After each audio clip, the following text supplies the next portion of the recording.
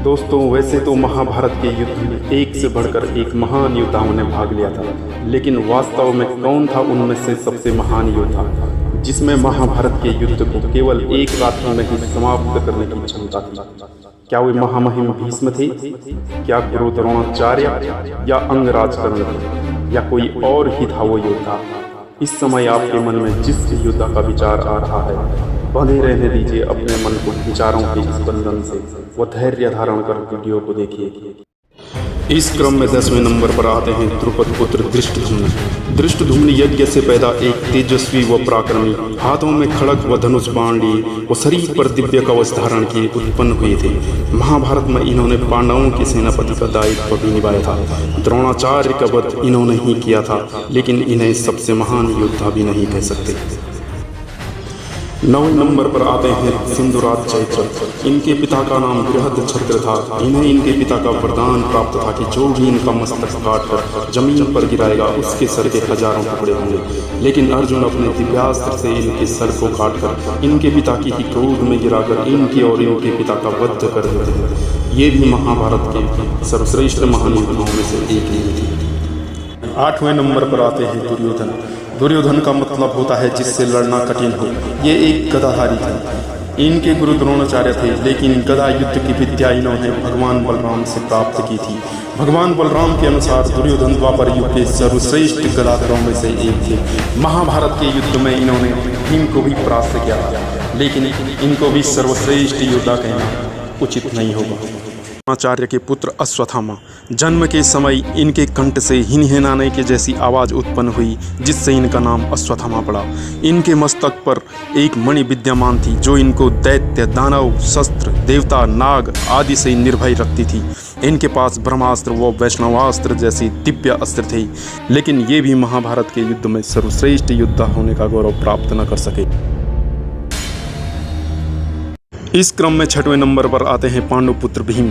भीम एक ऐसे योद्धा थे जिनके पास 1000 हाथियों के बराबर बल था। इनके गुरु भी द्रोणाचार्य थे, लेकिन गदा युद्ध की विद्या भी इन्होंने भगवान बलराम से प्राप्त की थी। इन्होंने महाभारत के युद्ध में दुर्योधन व कर्ण को भी परास्त किया था। वह कीचक व हिडिंब जैसे राक्षस राज का वध भी किया था, लेकिन इनको भी महाभारत के युद्ध में एक सर्वश्रेष्ठ योद्धा के रूप में नहीं जाना जा सका। इस क्रम में 5वें नंबर पर आते हैं अर्जुन पुत्र अभिमन्यु। ये महाभारत के सबसे कम उम्र के योद्धा थे। ये एक महान धनुर्धर थे व इनके गुरु भी भगवान बलराम थे। जब तक इनके हाथों में भगवान बलराम का दिया रौद्र धनुष होता, द्वंद्व युद्ध में इनको परास्त करना किसी भी योद्धा के लिए स्वयं एक महाभारत के जैसा ही था। इनका छल के द्वारा कारुणिक वध किया गया। महाभारत के युद्ध में इन्हें अत्यधिक ख्याति प्राप्त हुई थी, लेकिन ये भी एक सर्वश्रेष्ठ योद्धा कहलाने के योग्य नहीं थे। 4थे नंबर पर आते हैं सूर्यपुत्र कर्ण। ये अपने समकालीनों में सर्वश्रेष्ठ महारथियों में से एक थे। इनके पास दिव्य कवच था जिसे भेदना किसी भी महारथी के लिए असंभव था। इनके गुरु भी भगवान परशुराम ही थे। इनके पास एक से बढ़कर एक दिव्यास्त्र जैसे ब्रह्मास्त्र, नारायणास्त्र, शक्ति अस्त्र आदि थे। ये केवल एक योद्धा ही नहीं अपितु महान दानवीर भी थे। इन्होंने अपना कवच कुंडल सहित सब कुछ दान में दे दिया था। महाभारत के युद्ध में इन्होंने अर्जुन व भीम को भी परास्त कर दिया था। इन्होंने ही भीम के पुत्र घटोत्कच का वध कर दिया था, लेकिन अपने सामर्थ्य का प्रयोग व्यक्तिगत लाभ के लिए व गलत निर्णय लेने से इन्हें भी सर्वश्रेष्ठ योद्धा नहीं कहा जा सकता। इस क्रम में 3रे नंबर पर आते हैं ऋषि भारद्वाज के पुत्र द्रोणाचार्य। द्रोणाचार्य कौरव व पांडवों के कुलगुरु थे। इन्होंने शस्त्र व शास्त्र का दिव्य ज्ञान स्वयं भगवान परशुराम से प्राप्त किया था। ये भी कौरवों के सेनापति थे। वो चक्रव्यूह का निर्माण भी इन्होंने ही किया था। इन्होंने अर्जुन के साथ महाभारत के युद्ध में भीषण युद्ध किया था। जब तक इनके हाथ में इनका धनुष होता, इन्हें परास्त करना किसी भी योद्धा के लिए असंभव था।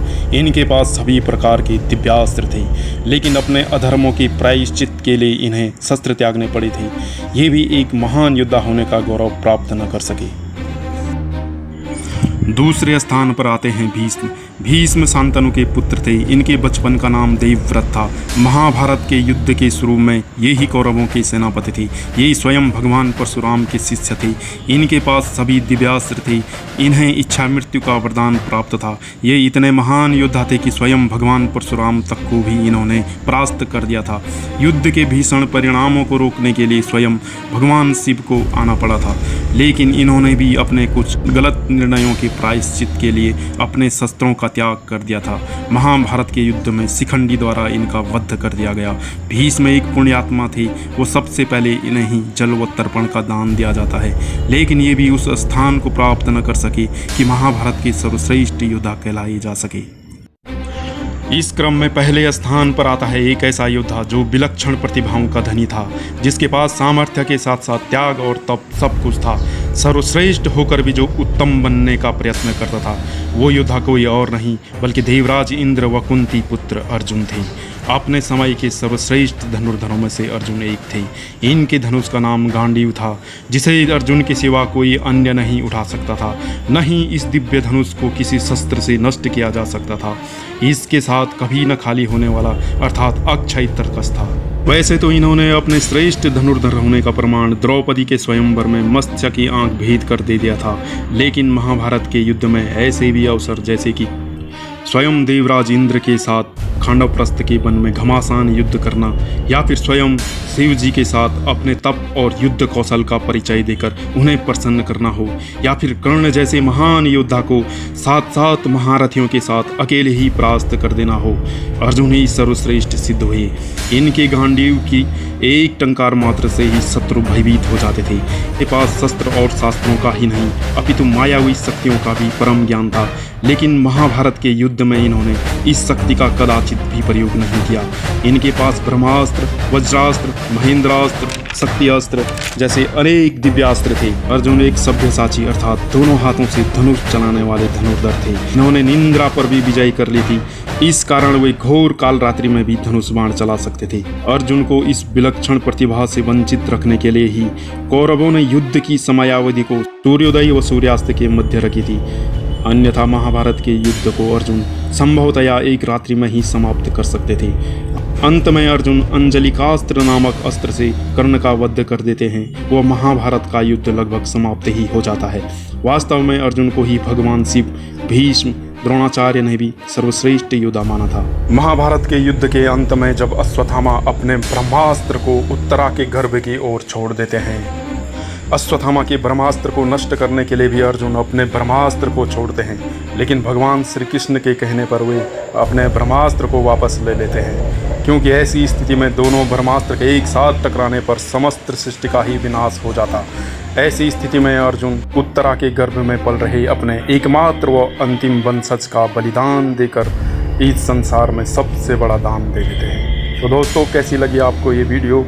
लाइक, शेयर और कमेंट ज़रूर करें और चैनल को सब्सक्राइब करें। धन्यवाद।